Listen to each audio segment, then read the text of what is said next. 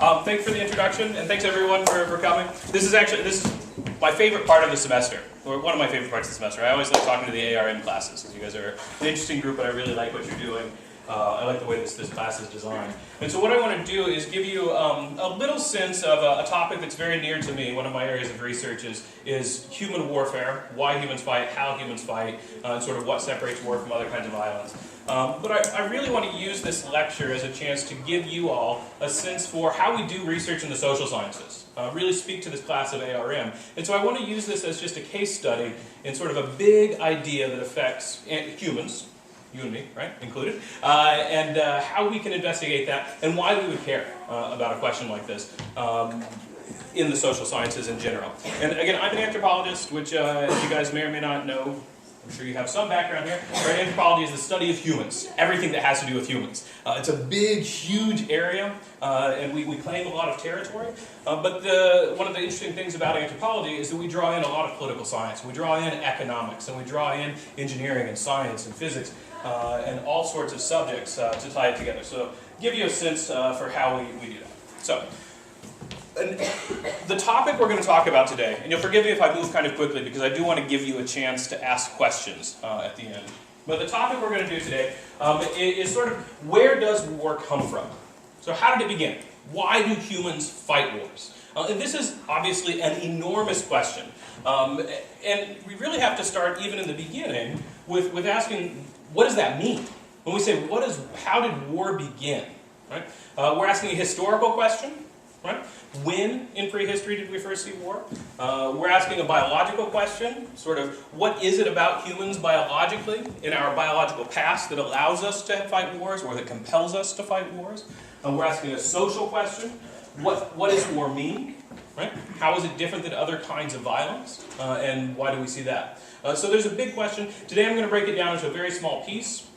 If you come to SHSS, and you're there for a while, I teach a class in this big question. We can spend a whole semester tearing it apart, but today we'll deal with a smaller piece of it. But then so the other thing that we have to do in social science, when we have a big question like, why do humans fight? Other questions we deal with in social science, sort of, where does gender come from? How does it affect society? We deal with questions like, how do people of different ethnicities get along? Big interesting question. We deal with questions like, how do economic markets work? Similar process. You're going to tear it down into these smaller pieces. Whenever we do this, we have to then figure out what kinds of evidence can speak to this question. And I understand you guys are preparing your project portfolios right now for ARM, so I'm sure you guys are doing a lot of this. Big question, what kind of evidence can I provide? And so today we're going to look at three areas. Primates, so non-human animals that are similar to humans, primarily chimpanzees. Archaeology, study of the past through material record, and ethnography, study of living cultures. We'll look at that. And the last thing I want to leave you with, this is always a big question in anthropology and in any social science, is that there's not always a right answer. And I know that's really frustrating, especially if you're used to studying things and your teacher's asking you, okay, give us the answer. Tell us the answer. And what you're going to find when you come to SHSS, and I'm sure you're already finding here because my colleagues in CPS are very similar in their approach to academics, is we don't always think there is a right answer. I'll ruin the ending of my lecture by telling you I don't know where war comes from. I have some good ideas, but I'm not going to give you the answer to the question today. And I want you to come to SHSS thinking like that there's not always a right answer. What we want you to be able to do is to make an argument. Tell us what the data is, tell us what evidence you can use to approach this, but you're not necessarily going to be able to tell us the end story. Because today we'll see a few different answers to this question that aren't always the same. Now, before we get into that, to me the most important question that we have to ask here is what is war? What is this thing we're talking about? Before we can start asking where it comes from. So, I'm asking you now. Who here can tell me what war is? What characterizes war? Yes, sir. It's an armed conflict between two states in which more than a certain sum of people die. Wow, okay, that's a good full answer. So it's an armed conflict, so that's good. You've got conflict and you've got weapons between two states, okay? We'll come back to that a little bit, in which groups of people die, is that right? Well, over a certain sum of people, I'm not quite sure. Okay, so you think there's a minimum number of people that has to die. Good, that's a great way to start. Other answers to this? Okay, so let me take this apart a little bit. So you said it's an armed conflict between two states. Is it possible to have war not between states? Oh, I saw a hand. Yes? It's a civil war. Civil war, okay, so within a state. It's our conflict in the country. Okay. So it's not necessarily between two states or more than two states. It could be in the country. Okay. What about other examples of war that might not? Okay, take it. And also, war should include maybe some planning and some aim of this. Planning and I sense that some of you have seen some of this before. That's good. Planning is very important. That's War against ideologies, like war against terrorism or poverty also could be. interesting. Right. So one thing we can do now that we've started working up a definition to war, that we've got planning, we've got some reasons, we've got people working together. We can start taking a look at more abstract. Can we fight poverty? Can we fight terrorism? Can we fight obesity? Right? Can we fight all of these things that people love to fight wars? Great, okay, so those are some good definitions. I'd love to spend the rest of the day talking about this, but I want to kind of move on. For now, I want you to plant in the back of your head this question. As we look at these different approaches to what war is, the people who give us different answers make assumptions for themselves about what's war. So you should be thinking about yourself, when we see this, is this really war? Yeah, okay. Lots of interesting stuff there. We can talk about whether or not people even have to die. Okay, so with that as sort of a foundational sort of discussion about what it is we're talking about, I think we're all roughly on the same page. We all agree that war is something that involves lots of people, it involves planning, it involves conflict, often involves violence and death. Where does that come from, right? Humans arguably are the only animals in the world that fight wars. We can see conflict between other groups of animals. I have dogs in my house, and dogs certainly like to fight. They organize themselves, but the ways that they fight are different. So there's something uniquely human about this. And if we can understand what's uniquely human about war, we might be able to understand ways that we can reduce the amount of war in the world, that we can cope with the effects of war. This can be a very interesting thing. And so there have been hundreds of approaches to answering the question. And today I'm going to show you 3 approaches to the question of where does war come from? Why do humans fight wars? And the first one I'm going to look at comes from the area of what we call primatology, which is a science that studies non-human animals that are similar to humans, primates. Monkeys, apes, gorillas, chimpanzees, bonobos, things like that. Based on the idea that we share a common ancestor, deep in evolutionary history, and our social behavior is very similar to certain kinds of primates, we often look at chimpanzees especially for models of some kinds of human behavior, especially when we're asking questions like this about where does it come from deep in the past? And if we see behaviors that are the same in primates as they are in humans, then we can start thinking about, is there a common history here? So, one of the common areas to look at the question of where does human warfare come from is to look at fighting in chimpanzees. This is a picture of 2 bonobo chimpanzees. They're actually playing, they're having fun, this is not fighting. But we can look at the violence in these animals and see if it shows any similarities. And when we get into talking about the evidence from the realm of primates, for discussing the origins of human war, I want to tell a little story about how we know so much about chimpanzee violence. And this story has to do with this woman, Jane Goodall. Have you guys heard of Jane Goodall? Yeah. Yes, good. Seen pictures of her? There was a new movie out a couple years ago called Chimpanzees that she featured in. Did you see it? It was by Disney. It was really cool. If you haven't seen it, it's worth taking a look. Jane Goodall is famous for studying chimpanzees. And she gives us a really interesting story about science and about the role of women in science and sort of how scientific knowledge is created. In the 1960s, Jane Goodall was a graduate student. She was working on a doctorate degree and wanted to understand basic social behavior among chimpanzees. She wasn't thinking about violence, but she went to the Gombe Preserve in Central Africa, where chimpanzees live more or less in the wild, and spent a year observing chimpanzees, writing down what she saw, taking photographs, keeping records, doing all kinds of sciencey type things, creating data. And one thing she saw was that the chimpanzees fought.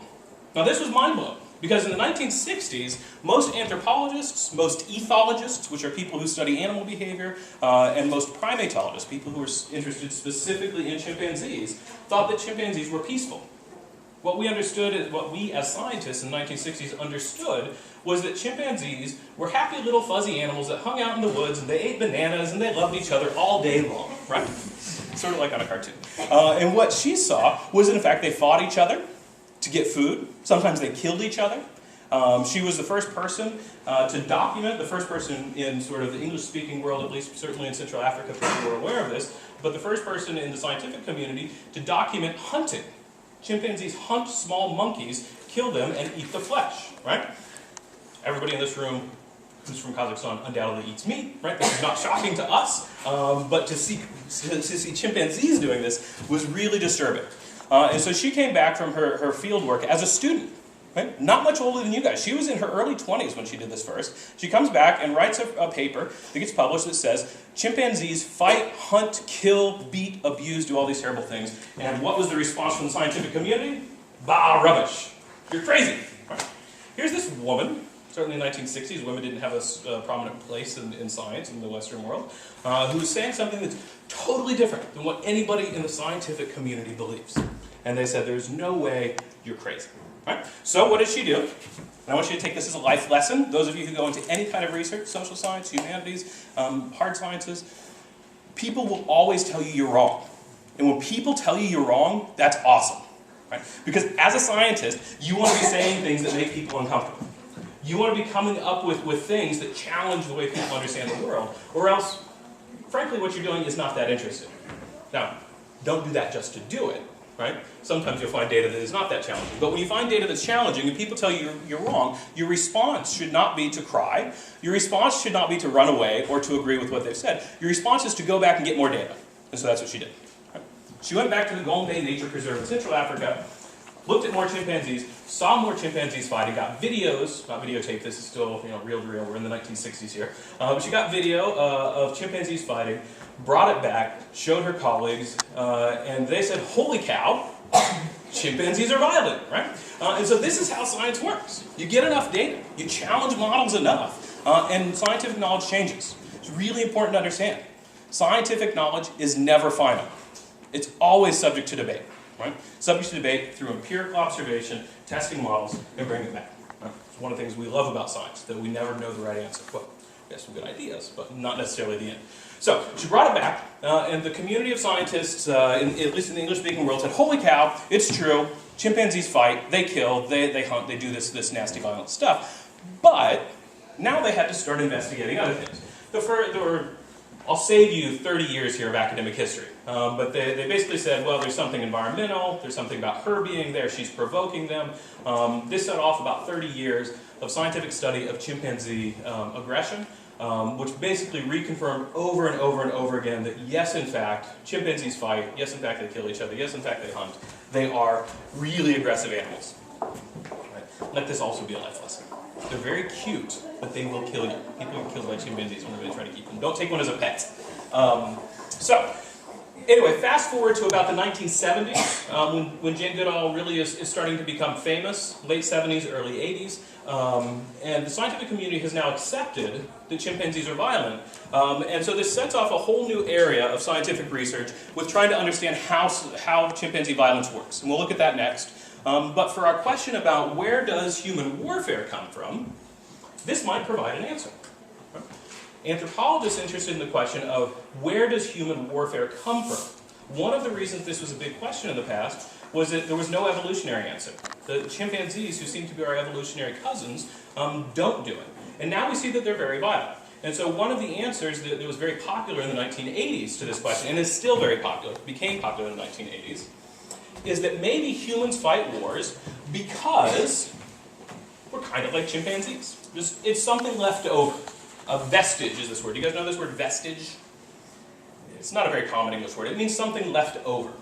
A vestige of the past means that in the past, our ancestors fought. We don't really need to fight anymore, but since we're related to them, we still do it. So this is the big idea coming into the 1980s. Okay. Now, if we start from this as our model, right? And again, in science, social science, like all other kinds of science, we start with models, big ideas for how the world works, break them down into testable hypotheses, and then we can confirm or deny those models, right? And so if our model is that humans fight because we're related to chimpanzees, it's something that's from our past, what we need to know now to understand what it means for humans is sort of why chimpanzees fight. What are the conditions? What does this tell us about being a chimpanzee? Can it tell us anything about being human? And to save you, we'll skip over many years of research here. The best evidence we have for how and why chimpanzees fight has to do with how they use territory. So very quick sort of a primer here on how chimpanzees use territory. very, very detailed map. You can see I spent a lot of time making this.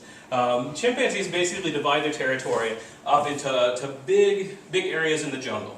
And so each of these orange sort of areas represents an area where a bunch of chimpanzees live. They'll spend most of their time here in this sort of gray area that's called the core territory. The male chimpanzees especially spend almost all of their time there. And the way chimpanzees live their lives is males live together, big groups of guys, right, hanging out. And the ladies, the female chimpanzees, live out here most of their time in the periphery territories in small groups of related females with the babies. When the young males get old enough, they move into the core with the other guys. Now, so what has been observed is that this is the normal way that chimpanzee territoriality works. In some cases, there's a little bit of overlap, but generally speaking, the territories are separated from one another. Now, in studying how these chimpanzees use territory, we've come to understand a lot about why chimpanzees fight. Again, the question is, why do humans fight?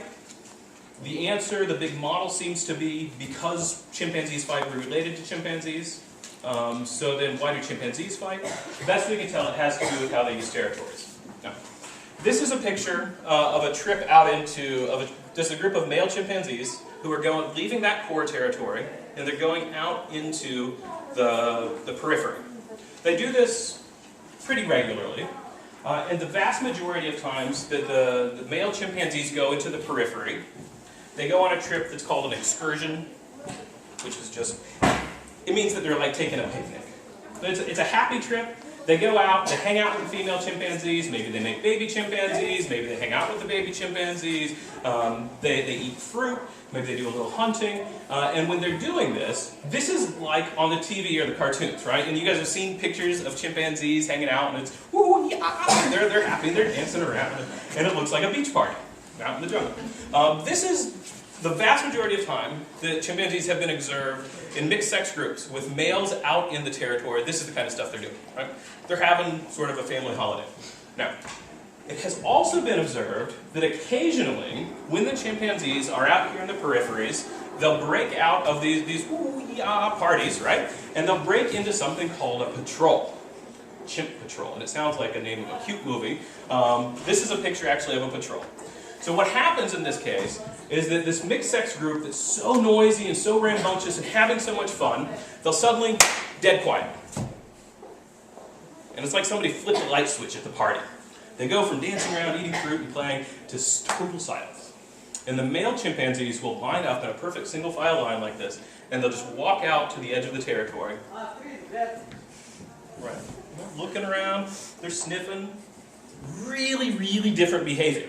Right? This is really awesome. This was first documented by one of my professors. I'm very proud of this, a guy named John Matani from the University of Michigan, who works with a guy named Richard Wrangham from Harvard. Some of you may have heard of that university. And they have some video of chimpanzees doing this, and what they discovered is that this is the prelude to fighting. When chimpanzees fight, they start by doing this. There's a very clear kind of behavioral pattern. And what happens is these chimpanzees are out, they're sniffing, they're quiet, they're silent. It looks like they call it a patrol because it looks like they're checking their territory, the edge of their territory, to see what else is out there. And when they're doing this, if that group of male chimpanzees finds another group of male chimpanzees, I know this is going to be a big surprise since we're talking about chimpanzee violence. You're never going to guess what happens when groups of males come into contact.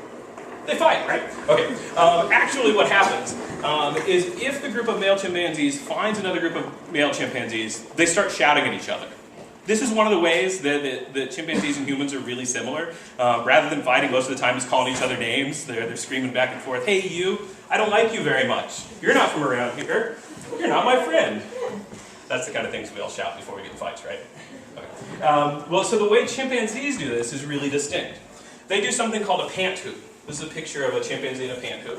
Vast majority of cases, groups of male chimpanzees come into contact with each other, they go into a pant hoot. You heard me before, I was saying that when they're in the party, when they're with the females, they go, ooh, ah, ah, ah, ah. When they start shouting at the other guys, it's a very different kind of call, right? And some of you guys have probably heard this on TV, that they start with this very roll, it's a rumbling growl. It's that's the pant part, right? Panting is what a dog does when it's hot. So a pant hoot starts with, and then it moves up, and they get a, and Finally, they start shouting. The part where you're not my friend, they say, "Arr, arr, arr." So it's a whoo, whoo, arr, arr. And you guys have heard this. I know you've heard this. It's on TV. It seems silly, but this is science.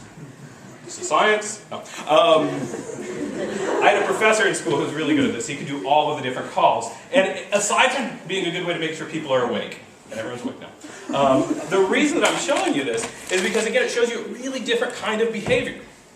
When the chimpanzees are with chimpanzees that they're related to, the female chimpanzees, the male chimpanzees they're related to, the baby chimpanzees, they're whoo, ah, ah, ah. You don't see my teeth, right? When they're doing a pant hoop like this, they're showing off their teeth. And to a chimpanzee, I wish I had a chimpanzee skull to show you, they're not very big animals, but they've got teeth like knives, like daggers, right? And so what this is a very, very, very serious threat. This is the equivalent of, flashing your teeth if you're carrying a gun or something, right? Showing off your knife. They're telling the other chimpanzees, not just, you're not my friend, but if you come over here, I'm going to bite you in the head, and it's going to hurt a lot, and then you'll die. So, vast majority of cases, when this happens, one group of chimpanzees leaves. The group that's smaller doesn't want to fight, they turn around and they go away. Occasionally, they will engage with each other, use these teeth, engage in really, really nasty, bloody fights. I have some video of this. I used to show it in this lecture, and frankly, it's too graphic. I decided not to. About 1 in every 3 male chimpanzees will end his life in this kind of violence. Right? That's worse odds than any city in America. I most recently lived in the city of Detroit, which has the highest crime rate in America. You have about a 1 in 1,000 chance of being killed by gunfire. You have a 1 in 3 chance, if you're a male chimpanzee, of dying in violence. So they are incredibly violent animals. Rip each other apart with these nasty teeth. So here is the violent scenario. Right? This is the data that we have to work with. So what can this, as the sum of our data about chimpanzee violence, what can this tell us about how humans fight wars, and whether or not humans fight wars for the same reasons as chimpanzees? To get at that, we have to look at the patterns, right, for chimpanzee patrols. And a lot of the answers to the question, sometimes if we had more time I would have started this lecture not with just what is war, but why do humans fight wars? And the answers to that usually are things like they fight over religion, they fight over resources like oil and water, they fight over access to females, reproduction, they fight over ideas. So looking at chimpanzees, this group, Mitani and Wrangham, that studies chimp patrols, has looked over and over to try to figure out what it is that makes chimpanzees do this. Right? Again, as a scientist, as a social scientist, if that's your question, what you're going to be looking for now is correlations. If chimpanzees fight because they want resources, right, how would you put together a hypothesis? You would say that you expect a higher frequency of this kind of violent behavior when one group of chimpanzees doesn't have enough to eat, or when another group of chimpanzees has a lot more. Right? If they're fighting over sex, access to excuse me, I'm going to fall off, over females for reproduction, your hypothesis would be they're going to fight more often when one group of chimpanzees doesn't have enough adult females to make babies with. If you're going to say that they fight over religion, you're going to have to figure out how to understand chimpanzee religion. Right? So we'll leave that one off. But the point is that trying to look at these hypotheses, tested, they all come up negative. Right? There's no correlation to food stress. There's no correlation to sex. There's no correlation to anything else we can find in terms of chimpanzees fighting. What this means is no one can tell you why chimpanzees do this. I'm not being mean. No one knows why chimpanzees do this. This is the frustrating part of being a scientist. This really interesting question, and I can't answer it for you. Of course, if you can answer it, you can make a good career in primatology, right?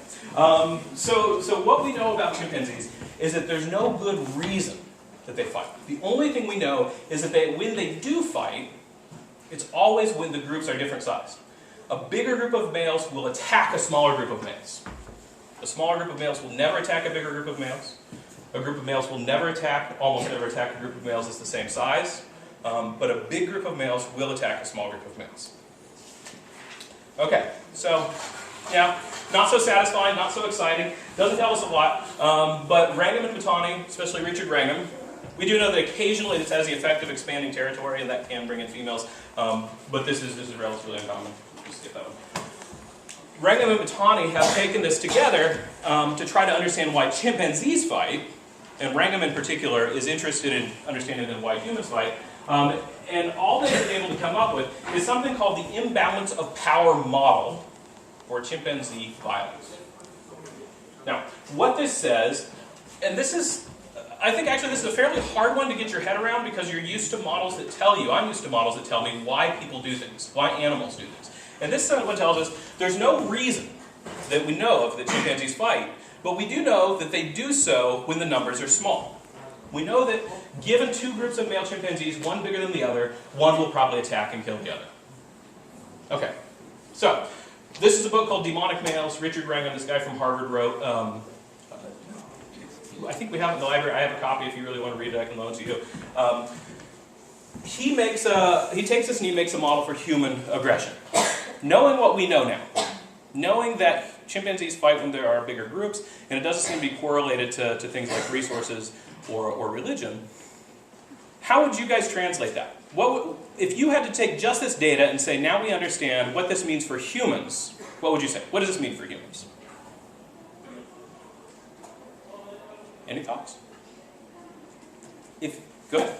Maybe it is in the nature of humans Okay. not to be violent, since it is a leftover from primates from which humans are evolved. Perfect. So that's exactly the place to start. It's fundamentally human nature to be violent, and there doesn't have to be a reason, right?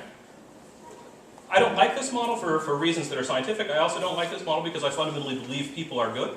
But this is what this model tells us, is that fundamentally humans, and especially human males, are violent. Now, let's think about this just in terms of, let's say, travel planning.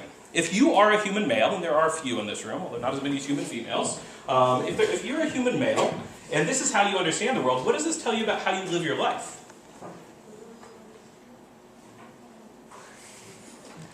Let me pose it a little more directly.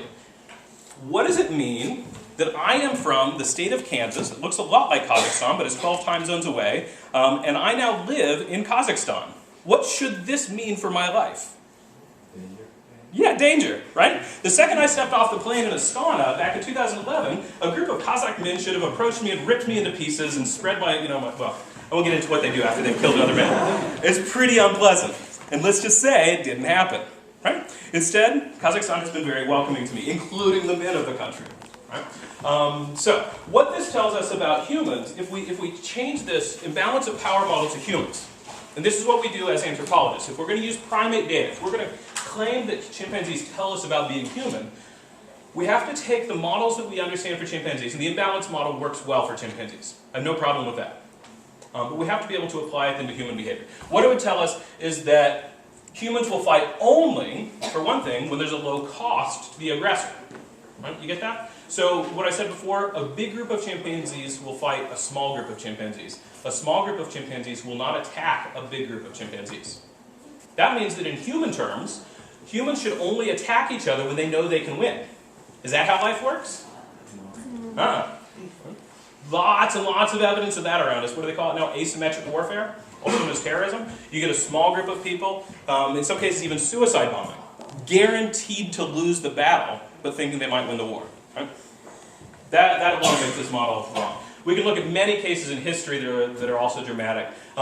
Actually, we can look at the Pamphilov division, right? Small group of Kazakh men who took out the German army. Very exciting stuff. Shouldn't have happened. By numbers, it wouldn't have happened. Also tells us that humans will only fight when they have overwhelming numbers. Again, not at all true. Wars constantly happening between well-matched armies. Tells us that the victims, people like me, I'm a potential victim in Kazakhstan because I'm not from around here. I should only travel in large groups. I should never go into Astana alone. I love going and traveling in Astana alone, traveling with my wife, whatever. This is not a problem. And that basically that human violence is only opportunistic, that it doesn't have good motivations. Again, we spent a whole semester on that. Okay, so the short end of this is that while the imbalance of power model is actually very popular, there are a lot of anthropologists who buy into it, and there's some good evidence to suggest that there's certain things about it that are good. My takeaway from it is that human war is way different, right? None of this applies to humans. Lots of good reasons we could go into. You might think about weapons, right? Projectiles make all the difference in the world. If you can fire a bow, or even throw a rock, certainly if you can shoot a gun or fire a missile, then the numbers mean nothing, because you can hide. You can take out more people than one at a time. Humans use stealth. So in my mind, the most interesting thing here is that humans have peace. Right? We have the ability to create peaceful relationships between communities who are not related. Kazakhstan and the United States. Me, personally, and lots of Kazakh men, is a good example of something that chimpanzees simply don't do. There's no case has ever been documented. Doesn't mean they won't be, but so far we have no evidence of male chimpanzee groups that are not related having a peaceful alliance with one another. So, to my mind, we can't use chimpanzees to understand how humans fight, or why humans fight wars, or where they came from. Okay. Does everybody sort of get the imbalance of power model? The basics are humans share an ancestry with chimpanzees. Chimpanzees are known to be violent. Chimpanzees do group violence in a particular way. A group of people believes that we can use our understanding of chimpanzee group violence to understand human violence. But what that understanding is that chimpanzees fight only when it's a low cost to them, only when numbers are different, motivations are not at all clear. My takeaway is that's not accurate. If you believe that that's accurate, that's actually great. You would get along with a lot more anthropologists than I do.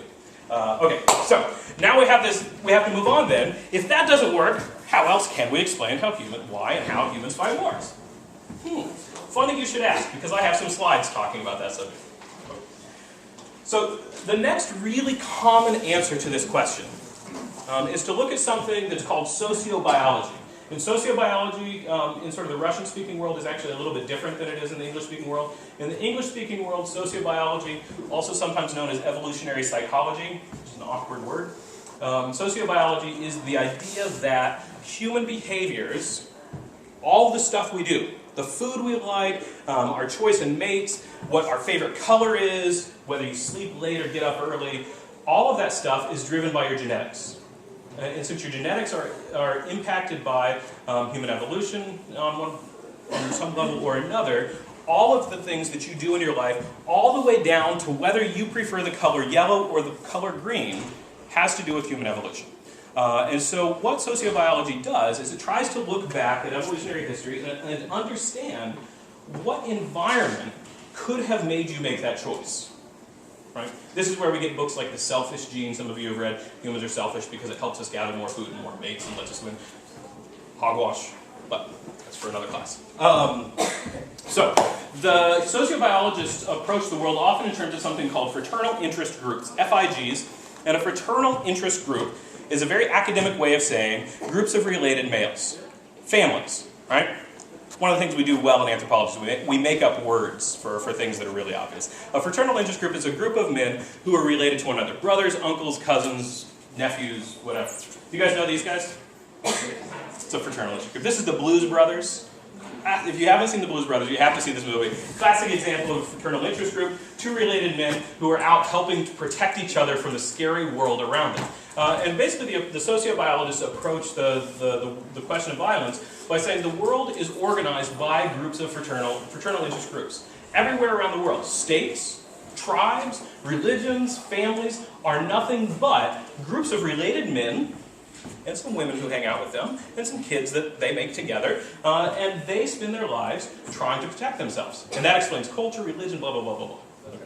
You might already tell I'm not a big fan of this way of thinking about the world either, but it's a very common way of thinking about the world. So let's take a look at what it says. So the fraternal interest groups folks, and I'll move kind of quickly here, they answer the question about why do humans fight wars? Where does war come from? By simply saying, duh, it's obvious. Groups of males protect each other from other groups of males by killing other groups of males. And they do that so that they can live, so they can make more babies, so their genes go on, yada, yada, yada. It's a very compelling argument because it's very simple. Right? And it speaks, if you've got a brother, I don't have a brother, I have some male cousins that I'm very close to, I have a father that I'm very close to. If you're a man with a male relative that you're close to, you might think, yeah, I would kill another man to keep him from killing my father. Does that mean that's where war comes from? Maybe not. Okay, so, again, we're doing science. Science! So, we have a model. Our big model that explains the world is groups of related men kill other groups of related men to protect groups that are related to them. So, what will that tell you if we want to test that? a hypothesis, a small question with a yes or no answer that will tell us if that's true. Come up with any? What kind of evidence might tell me that this is not true? What kind of evidence might tell me that groups of related men don't spend their lives protecting themselves from other groups of related men? Sometimes maybe there can be conflicts inside this fraternal interest groups. Beautiful. Okay, so we all know that groups of men who are related to each other sometimes have conflicts. I certainly never have conflicts with my male relatives. We all have conflicts sometimes. And so the way that we would test this model is that we would say, we would want to look at the data. Right? We want to gather data about male aggression, about violence between men, and find out, is it true that men are more likely to kill men they're not related to than men they are related to? See how that works? If we go out and we find data that shows us that men are more likely to kill other men that are closely related to them, then that tells us that maybe, just maybe, this isn't the whole story. And in fact, I won't go through the whole thing like I did with chimpanzees, but what I'll show you, you take my warfare class, we'll read this stuff. A group of studies in the 1990s spent a lot of time looking at groups of related males in urban modern contexts, places like Detroit, where I'm from recently, where there's a lot of male on male violence. Also in tribal societies in places like Africa, also in developing nations. And what they found over and over and over again, by finding cases of male on male homicide, and then checking to see how closely related the males were, is that you are much more likely, if you're a man, to be killed by a man that you're related to than a man that you're not related to. You are, and if you think about this, right, we have this answer already, this is somewhat intuitive. You're going to spend more time with people you're related to. You have more anger with people you're related to. You have more opportunity to kill people you're related to. The case of warfare, right, where men do go out and kill people that they're probably not related to, although in the case of civil war, certainly that can happen. But in the case of warfare, this is a very relatively uncommon kind of violence. More men die in male-on-male homicide than anything else. So what this tells us is that something called social distance, social proximity, that is how closely related you are to somebody in social terms, or remember the same kin group, the same clan, the same religion, the same ethnic group, the same country, the same nation. That's a fairly good predictor of violence. Right? The closer you are to somebody socially, the more likely you are to kill them. But that actually, that's a better predictor of violence than genetic kinship. You're more likely to protect somebody. It's a worse predictor of violence than genetic kinship. You're more likely to kill somebody that you're related to than you are to kill somebody that, well, okay. It's just getting fuzzy here. Point is, a genetic relationship is not a good predictor of violence. Let me save you the details of those relationships because it gets very complicated very quickly. You're not likely to protect somebody you're related to. This model doesn't seem to work for us very well either. Okay, you guys know these guys? Step brothers. I like this one because this is a good example of social distance, right? These guys are not genetically related, but they think of themselves as a family because they're stepbrothers, and they would protect themselves just as much as humans who are genetically related. This, by the way, if you take my class, this is what we'll get into much more deeply. The ways that humans construct the idea of family, the way we understand who we're close to, who's worth protecting, are much more complex and important than biology. You're more likely again to protect somebody you think you're related to. Okay, so far we've got two models of warfare out there. We've got a model of warfare that tells us that humans kill each other, fight wars, because we're related to chimpanzees. The model for that doesn't work so well. Second model, fraternal interest groups, tells us that humans kill each other to protect other humans that they're related to. The evidence seems to suggest otherwise. The evidence seems to suggest we kill each other because of emotional things and all kinds of other stuff. Warfare is a relatively uncommon kind of violence. So, we come back to this question of where war comes from. And again, I'm not going to give you a final answer to this, but I do want to walk you through what I think is the elephant in the room, right? What I think is being overlooked in the conversation. I've been saying it, so I'm the one who's overlooking it. There's a really important part of warfare that we've been ignoring. And that, again, is what is war? Think about the fraternal interest groups example. What I just showed you is that men are more likely to kill other men in acts of homicide that they're related to. And I said war is relatively uncommon. So war is distinct from homicide, right? And in war, men are killing men that they're not related to. So the only point there is that the genetics don't predict war. That's not the explanation for why humans fight wars. And again, without making you go through it, I think it's important to understand war as having a set of 7, but a set in general of attributes that make it different from other kinds of violence. Other kinds of violence, like homicide. It's different than homicide because it's collective. Right? Lots of men killing, lots of people, not just men in war. Sorry, we've been doing these biology things which tend to focus on men, which is one of the reasons I don't like them. Did you know? Woman-on-woman violence is much more deadly than male-on-male violence. This is very interesting also. This is an aside. But in cross-cultural studies, what we've found is that when men fight, they seldom kill each other. When women fight, they're much more likely to kill each other. Think about that. Yeah, chew on that until you take the class. But so it's different than murder because it's collective, right? It's different than, let's say, a bar fight. If you're in a bar with a group of your friends, or maybe you're in a football game and something happens and 2 groups of men fight each other, is that a war? I would say no, right? Because it's not organized and planned. Right? This planning and premeditation you guys already mentioned is very important for war. There's a sense of moral justification in war, right? Which is interesting. This clearly gets us out of the realm of animals. That typically when people fight wars, they at least claim that there's a moral justification. Morality is a whole other conversation. The groups are sanctioning war. Let's skip that. That's a sort of complicated one that you can take prestige and honor. What's important for me when we look at war and how war is different than any other kind of violence is these 2 at the bottom. War is what we call instrumental, meaning that war has a purpose. Humans fight wars not just because they're angry, not just because they want to kill, not just because there are more of us than there are of them. Humans fight wars to do things. To claim territory, to claim people, to spread ideas. They fight wars in some cases simply to kill a group of people. Right? Genocide. Genocide is very uncommon as well.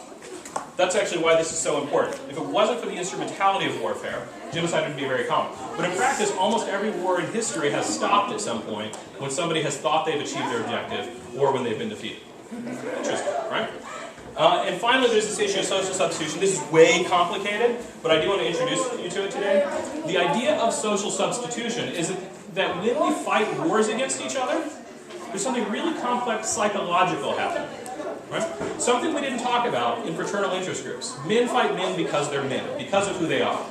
In chimpanzees, there's no sense of identity. So the chimpanzees are just killing other chimpanzees just because they're in a different group. But in human war, fascinating thing about human war, if you are unfortunate enough to become a person who's at war, you will be, someday in your life, trying to kill another person you've never met. How perverse is that? Right? How messed up is it that you can make yourself angry enough to try to take another person's life who you've never met, who you don't know anything about? Weird, right? The reason for that? Because they represent something. We talk about the Great Patriotic War, right? We have the Soviet army, the Nazi army, we have the American army fighting. And the men who are killing each other, and in some cases women, they've never met. They've been told by their country that they have to go and fight for an idea. So they're standing there in the trenches. It's a moving thing when you think about what they're doing. And they believe so strongly in an idea that they put that idea inside of someone else. And they're willing to take that other person's life on behalf of that idea. In some cases, they believe in a person. Right? That other soldier represents Adolf Hitler. That other soldier represents Stalin, or Pol Pot, or whoever it is. And so we're able to substitute a human being, a living, breathing human, who in another context we might sit down and have a shashlik with, right? But here, we're able to imagine them as this abstract thing, and therefore take their life. As far as we know, there's no other animal on the planet that does that. Our ability to do that, from an anthropological perspective, is fascinating. In this context, it's really ugly. Right? In this context, it results in the loss of life. But what's fascinating as an anthropologist is where else do we do that? You guys have any thoughts about where else in your social life you replace a person with an idea or with another person? How about marriage? This is a really interesting one. When you get married, you're bringing families together. Right? We have these whole big elaborate ceremonies where 2 people join together and their families are joined together. That's beautiful, right? How about things like making peace treaties? When the president of China was here over the summer, he was representing the nation of China. And when he interacted with Nursultan Nazarbayev and later with Shigeo Katsu, he was doing so on behalf of the people of China. That's beautiful, right? So there's this really cool thing about being human, that we're able to substitute other people for big ideas, for social groups, for individuals, in ways that's absolutely not seen anywhere else. And this, ultimately, to my mind, is what separates war from any other kind of violence. Right? Any other kind of violence that we can see, you've got individuals representing individuals. The closest we can get to this is capital punishment, where you have a state taking some individual's life on behalf of a state. Right? A criminal has offended the state, so we have to kill them. But in that case, we still kill the individual. We don't kill the individual's brother. We kill that individual. Right? There's obviously some fuzzy edges around that we can explore elsewhere. Okay, so that's what I'm going to leave you. My answer for why humans fight wars is a very fuzzy one. It's to make you think war is something different than other kinds of violence. It's this very complex social process. And to understand why humans fight wars, we have to understand it as basically a symbolic process. We're violent in all kinds of ways, in all kinds of parts of our lives. Whatever. So is every other animal on the planet. But when we start substituting people and ideas and using that in a violent context, we've done something very special. Okay, so we've got these different ideas, right? It's this very complex thing. There's this imbalance of power, right? It doesn't fit. Internal interest groups doesn't fit. And I'll let you think about it until you find yourself in my class. So, any questions or thoughts about this? No? I wish I have a really cool picture I forgot to put in the slides today. You guys know Banksy, the graffiti artist? Yeah. He's got this really cool mural he did in London once, where it's a hippie protester who's got a peace sign, and he's stabbing somebody to death with it. And I feel like in some ways that's the answer to why humans fight wars. We have arguably evolved this ability to create these symbolic links because it allows us to do these beautiful things like creating peace treaties and having marriages, things that no other animal does. This allows us to be friends with each other. This allowed me to move to Kazakhstan and not be ripped apart by Kazakh men when I got off the airplane. Chimpanzees don't do that because they don't have the symbolic ability. And a byproduct, I think, is this ability to fight war. But that's sort of metaphysical. So, okay, well, thank you all. It's been a lot of fun. And I'll be happy to be in touch with you by email or anything.